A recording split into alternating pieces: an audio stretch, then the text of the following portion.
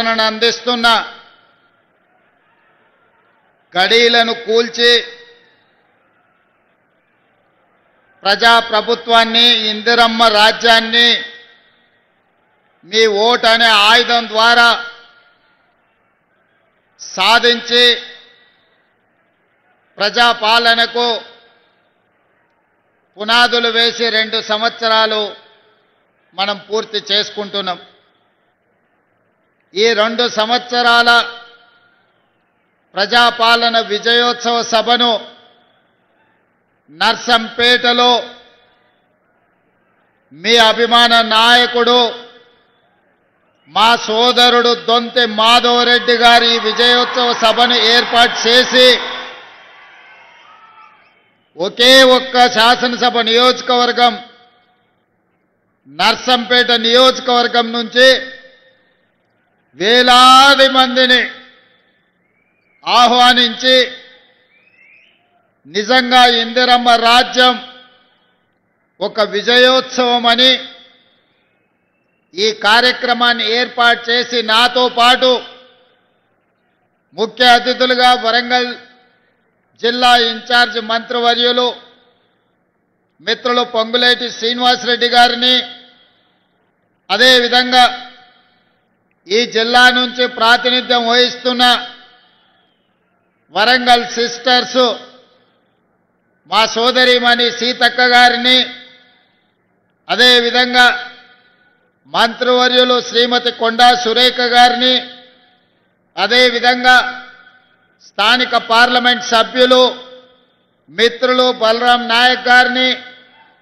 శాసనమండలి సభ్యులు శ్రీపాల్ రెడ్డి గారిని, శాసనసభ్యులు మాజీ మంత్రివర్యులు కడియం శ్రీహరి గారిని, శాసనసభ్యులు పెద్దలు రేవూరి ప్రకాష్ రెడ్డి గారిని, అదేవిధంగా నాయిని రాజేందర్ రెడ్డి గారిని, అదేవిధంగా రామచంద్ర నాయక్ గారిని, గన్రా సత్యనారాయణరావు గారిని, నాగరాజు ఎమ్మెల్యే గారిని, అదేవిధంగా మాజీ శాసనమండలి సభ్యులు మాజీ మంత్రివర్యులు బస్వరాజ్ సారయ్య గారిని, వరంగల్ మేయర్ సోదరిమణి గుండు సుధారాణి గారిని, మాజీ పార్లమెంట్ సభ్యులు సిరిసిల్ల రాజయ్య గారిని, మా సోదరులు వేం నరేందర్ రెడ్డి గారిని, వివిధ కార్పొరేషన్ల చైర్మన్లను, ప్రభుత్వ ఉన్నతాధికారులను, ప్రాణ సమానులైన నర్సంపేట దొంతి మాధవరెడ్డి గారి సైన్యానికి మనస్ఫూర్తిగా అభినందనలు, 2 సంవత్సరాల విజయోత్సవ శుభాకాంక్షలు తెలియజేస్తున్నా.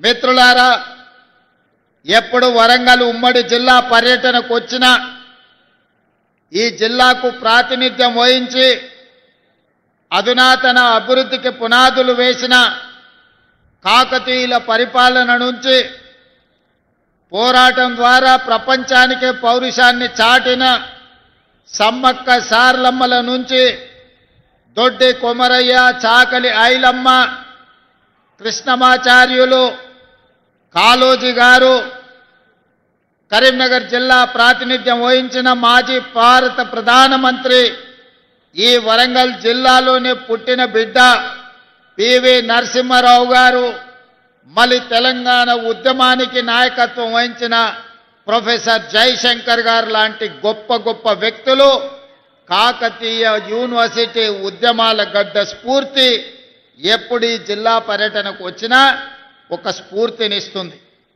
ఆ స్ఫూర్తితోనే కాకతీయుల పరిపాలన స్ఫూర్తి, సమ్మక్క సార్లమ్మల పోరాట స్ఫూర్తి, అదేవిధంగా చాకలి ఐలమ్మ, దొడ్డి కొమరయ్య, ప్రొఫెసర్ జయశంకర్ గారి ఉద్యమ స్ఫూర్తిని తీసుకొని ఈనాడు తెలంగాణ రాష్ట్రంలో ప్రజాపాలన 2 సంవత్సరాలు పూర్తి చేసుకున్నాం.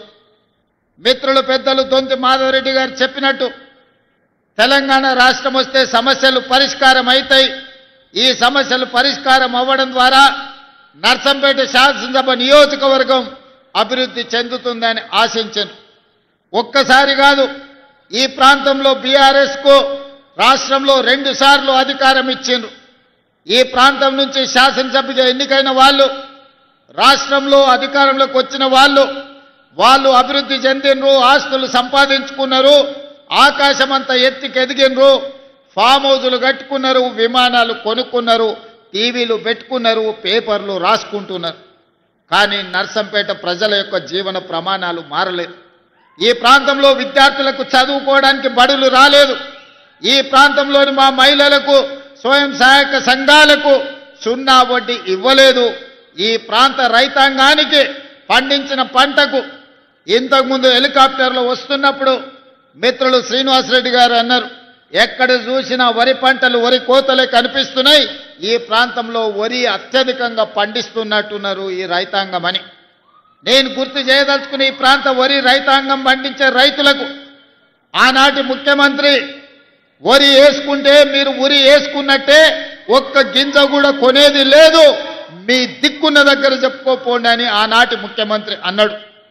కానీ ఈనాడు ఇందిరమ్మ పాలనలో మీరు వరి పండించండి, మీరు పండించిన చివరి గింజ వరకు ఈ ప్రభుత్వం కొనుగోలు చేస్తుంది, మీరు సన్న వడ్లు పండించండి, 500 రూపాయల బోనస్ ఇచ్చి మిమ్మల్ని ఆదుకుంటాం, మీకు గిట్టుబాటు ధరనే కాదు వ్యవసాయాన్ని లాభసాటిగా చేస్తామని చెప్పి ఈనాడు మన ప్రభుత్వం నిర్ణయం తీసుకున్నది.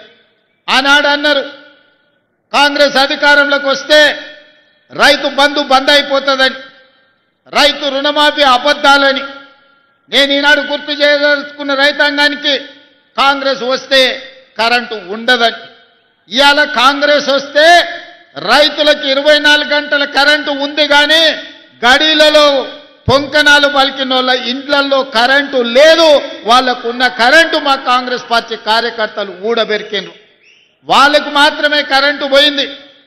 తెలంగాణను దోసుకున్న వాళ్ళకు కరెంటు పోయింది. కానీ తెలంగాణలో దుక్కి దున్నే ప్రతి రైతుకు ఈనాడు 24 గంటల ఉచిత విద్యుత్తునిచ్చి, ఉచిత విద్యుత్ అంటే మాది, ఆ పేటెంట్ రైతు మాది. 2004లో దేశంలోనే మొట్టమొదటిసారి రైతాంగానికి ఉచిత కరెంట్ ఇస్తామని ఎల్బీ స్టేడియంలో ఆనాటి ముఖ్యమంత్రి డాక్టర్ వైఎస్